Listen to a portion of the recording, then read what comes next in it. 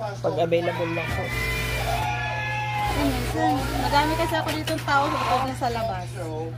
Minsan nagpapagawa kami, minsan nag-aantay pa kami ng out ng mekanikong gumagawa sa Sino pa gumagawa sa inyo? Si Richard Tariman, kilala mo? Richard? Tariman? Mekaniko din yun ng EPSA eh. Kaso pag nagsiservice siya, pag linggo, tapos uuwi siya ng maaga. Yun lang, pwede siyang pakag-service. Madami ang tao dito eh, 18 yan sila. Sa labas lang yung iba.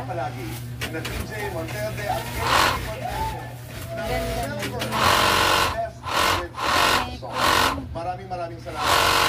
Pasko ay ang parangal na ito ay para sa inyo at sa ating mga nanay, tatay at kapuso na nagmamahal Magkano labor mo? sa ating munting programa. Baklas po.